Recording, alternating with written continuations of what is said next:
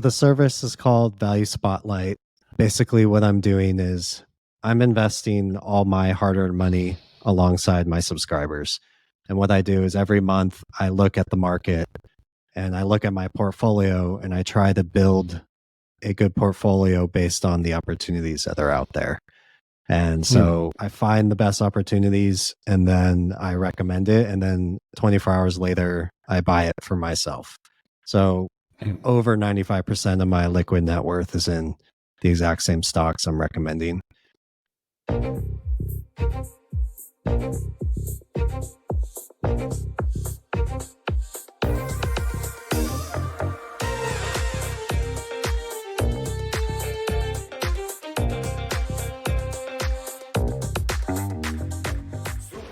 Welcome to Super Entrepreneurs Podcast. I'm your host, Shahid Durrani. Today we have with us Andrew Sather. Andrew has always believed that average investors have so much potential to build wealth through the power of patience, a long-term mindset, and compound interest. He hopes to translate finance to all. Hello, Andrew. Welcome to our show. Shahid, thank you for having me. I'm excited to see if listeners can get just one nugget from my story. That would be awesome. Can you share the story briefly before we get into the nitty-gritty? I guess it depends which story you want to hear. The story where there was a transformation. Okay. There's been a few. As an investor, I came to a realization that I was a know-it-all. And then the stock market has a way of humbling you, especially if you have this know-it-all mentality. And so I had to transform myself from what I thought was the right answer into just a more humble approach and understand that to do well in the stock market, you always have to learn and just be a constant learner and never think you have it figured out, because the moment you do, life will throw you a curveball. Every investor has a turning point or aha moment in their journey.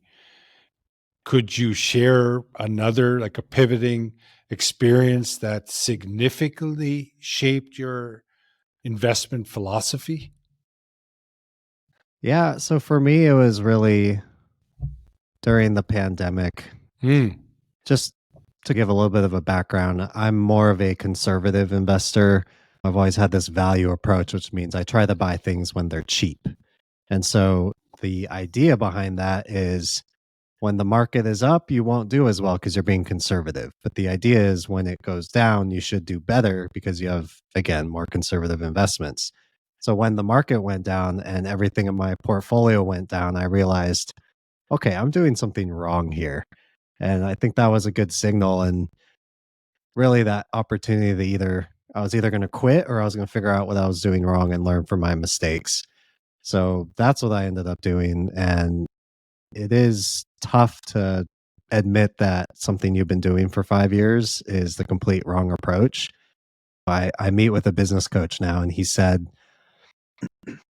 we've been really like digging into like my psychology and why I am the person I am and all of this stuff. And he said that think of growth like the roots of a tree, or even not even just the roots, just from a seed, and how a seed explodes into growth. That can be a very painful thing for us, and you have to have that pain to have growth. And for me, the pain was seeing my results not stack up to what I thought it would in the market. And unfortunately, that pain hasn't subsided. It's just taken different forms. But it's good because I guess it's a way to continue growing in different areas of life. Yeah. And it's good that you have a mentor, you have a coach that you invest with, because it's critical. Yeah, that was something I didn't recognize early on. I've always tried to build myself on the shoulders of giants. And so you start to realize that you don't have to reinvent the wheel with everything. So whether you're talking about investing, entrepreneurship, even personal relationships, parenting, there's a good chance that there's people who have been there before. And so I've always done a good job of listening to podcasts, listening to books, reading books, but ignoring the people around me in my ecosystem that can relate to me so much better because they're not some arbitrary thing. And that's been huge for me too. Yeah. Content consumption is great, but there's something very special about working with a specific person or working with someone in your environment that has already been to where you want to go to and get the guidance from that person very geared towards your situation, right? Yeah, 100%. And even if they haven't done what you've done specifically, they've probably had a different experience where their lessons can apply to your situation. And just to have a third party perspective that's not as emotional as you are. I get very emotional and start to think that all my problems are the most unique problems that mankind has ever faced. No, not really. There are logical solutions. It's just sometimes you need somebody to lead you to that. So, in the realm of personal growth, what habits or routines do you attribute for your success as an investor, and have they evolved over time? They have definitely evolved. So I started again this lone wolf investor, and I just devoured books as much as I could. And then the routine became a weekly blog where I would just literally write about things I was learning about. And that was great because that would help me internalize the basics.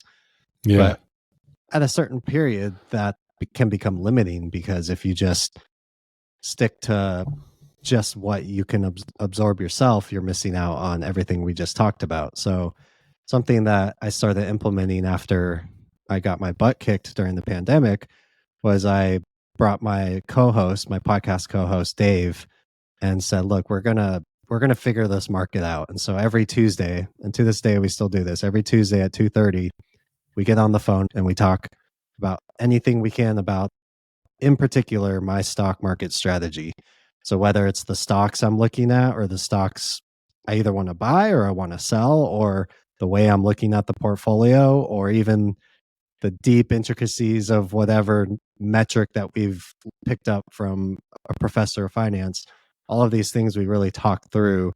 And that's been transformational, like you wouldn't believe. The difference in performance of my portfolio versus the market from before I started doing that to implementing it now, it's got to be the biggest factor. Interesting. And you often hear about the importance of continued learning as well. Do you have some go-to resources or unconventional sources of information that actually contributed to your success? That's a good question. I guess for me, I've always been unashamed to follow whatever interests me at the time. And so there is a lot to be said for reading books that are the well-known, time-tested, everybody's read them. But there's also a lot of value in trying to pick up a book that maybe has 3 reviews on Amazon or something, or was written 30 years ago, and you might think, oh, this would never apply to me. I picked up insights from random books I picked up at garage sales. And those have actually helped transform my way of thinking. And so being open-minded, but then alongside that, one of the things I learned, and I'm blanking on who taught me this, it might have been Shane Parrish. He has a great blog about learning and being a constant learner. I think he said you need to quit books very fast because there's so many books out there. There's no way you can read all of them. As soon as you get bored reading a book, just quit and find a new one, because the time spent trying to plod through a book that you're not interested in is wasted time versus finding something that you're interested in. You're going to absorb that so much better, and that's going to help you grow and really gain knowledge if you can do that. That was a very unique idea. You're not following the masses to get the information. You're finding unique areas where you could read something that not everyone is looking at and get an idea because of that information. The information itself might not have an idea, but it allowed you to think differently, correct? Yeah. Think differently. Just give you something that maybe just throws you for a loop a little bit. One that comes to mind is this book on technological revolution, and it's Carlita Perez, and she talks about how technology and innovation has gone through huge cycles since the 1700s. So like this concept of whether it's AI today or the internet or all of these big innovative disruptions we've had, and then the long periods of business success we've seen after, they're actually recurring trends in the way and even the time frames that they've established. So just seeing stuff like that helps me get out of the daily craziness of the market. We always want to focus on what stock can I buy that's going to go up 10% tomorrow. That's just natural. But if you can zoom out and get the big picture as much as you can, I think it can really help, at least for investing. So are you going to give us some special stock tips today? No, I don't do that. I do run a service where people pay for that privilege, but it's funny. I made this mistake, so I'm not going to want to do it again, but I've come home to visit my family in Southern California, and in particular, my dad. I told him to buy Target stock. I was so excited about that stock. And if you looked at the 12 months in that period, my worst performing stock was Target. And that was the one or two that he ended up buying out of my 12 months of recommendations. I've come to the realization I don't know how to pick a single stock, but in a portfolio, it can do pretty well. So does he still like you? It's funny is he texted me this morning. It was like 6 a.m. my time. And he was like, do you see Target's up 17% yesterday? I'm like, okay, fair. Because I ended up selling Target. So he held on to his Target. I sold it. And it's going to rebound. And I'm like, I don't know. So he ended up being right on that one. Oh, he had to rub it in a little bit. That's yeah, okay. for sure. And I think he's going to continue to rub it in. Yeah. So in entrepreneurship, failure is often seen as a stepping stone to success. Like some people even call it success tax. Can you share a specific investment decision or moment that didn't go as planned, but taught you an invaluable lesson? Yes. I don't know how to make it applicable to, I'm trying not to get too into the weeds with the investments, but I had one in particular that I had high conviction in. And so I put a big part of my portfolio into it. And I was just convinced that this thing was going to come back. And it never came back. And I held on and I held on and I held on. And for probably 5 years, it went like this. It was flat. And the rest of the market just went up.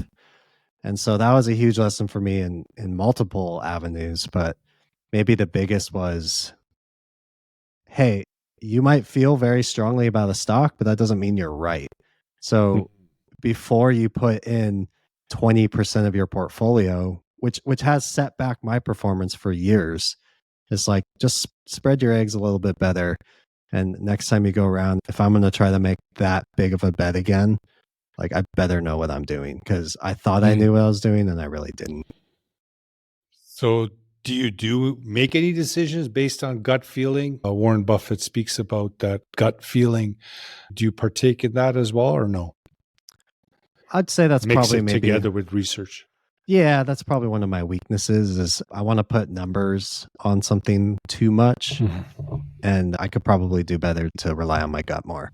But that's where I rely on Dave, because I feel like he's better in tuned as a gut investor than I am. And so he's able to inject that. I was really going back and forth on buying Microsoft last month, and the jury's still out as far as we're playing, how that plays out as far as today. In 5 years, we'll see how that plays out. But he really helped me get past the limiting framework of just numbers and understand that, hey, this actually might be a special business. Like after sleeping on it, looking back at the decision, I think it was the right decision. But I wonder if I would not have made that decision if he wouldn't have said, look, the gut check's telling you to do it. So with the rise of technological advancements such as AI, how do you see the future of investing? We'll see, right? My crystal ball is not, I haven't waxed that thing up in a while. If AI becomes the only thing trading in the markets, then all bets are off. That's a completely different reality. But as long as humans are driving the major decisions in the markets, then I don't think much will change, because humans have been emotional since the beginning of time, and that's been our downfall. But that's also been where the opportunity in the market is. And so until the AI drives the majority of decisions in the market, there will still be opportunity for somebody who wants to pick stocks.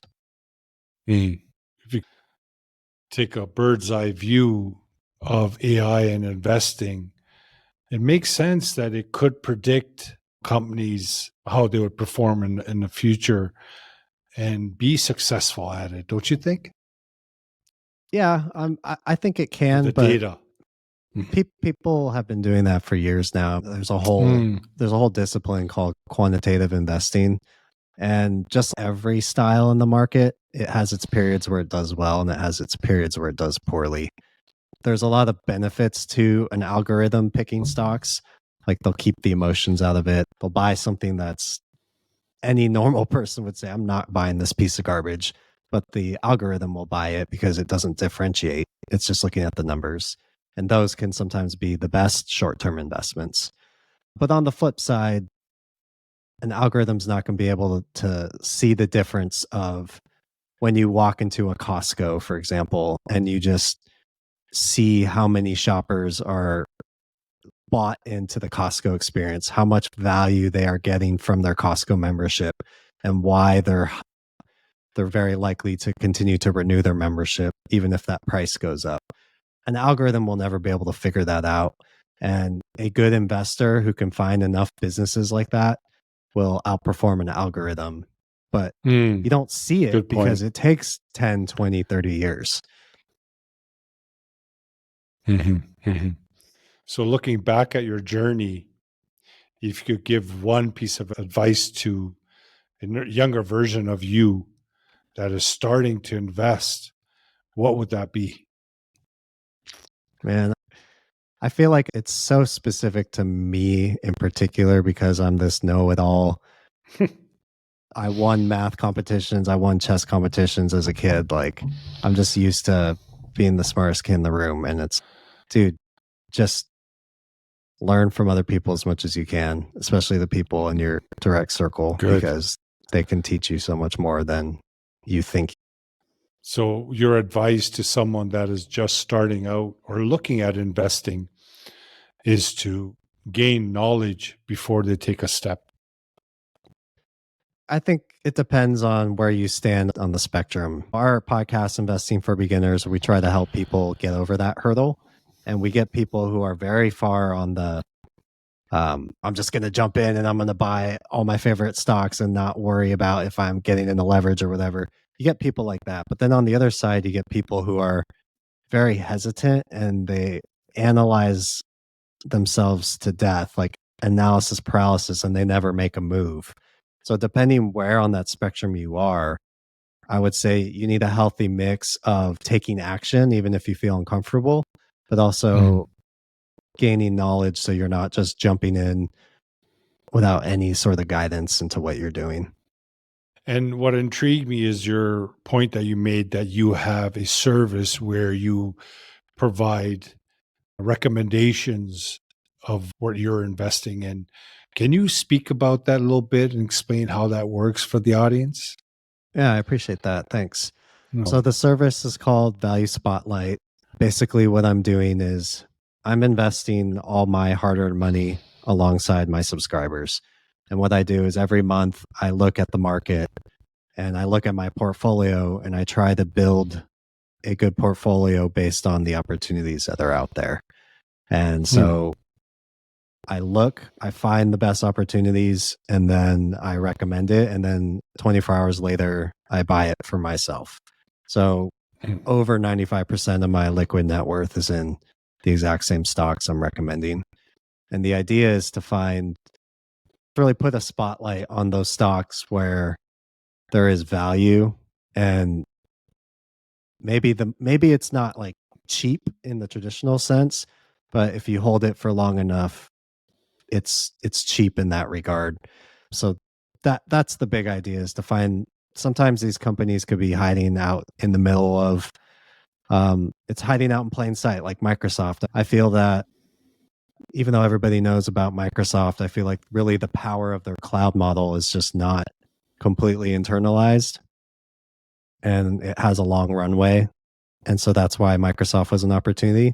But then you also have companies like Shoe Carnival, which are fractions, like decimal point compared to Microsoft's size, but they have a very steady, stable, proven track record of, we're going to open these stores in these locations, and they plan to keep doing that over the next 10 years. And that's one of those really cheap, super cheap stocks, and every way you look at it, it looks cheap.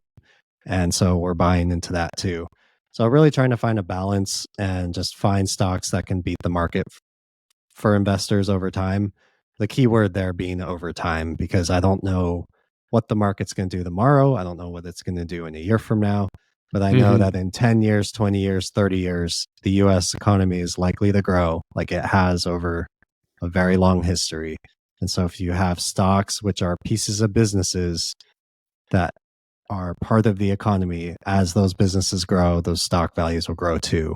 But you just have to wait a lot longer than maybe many people realize.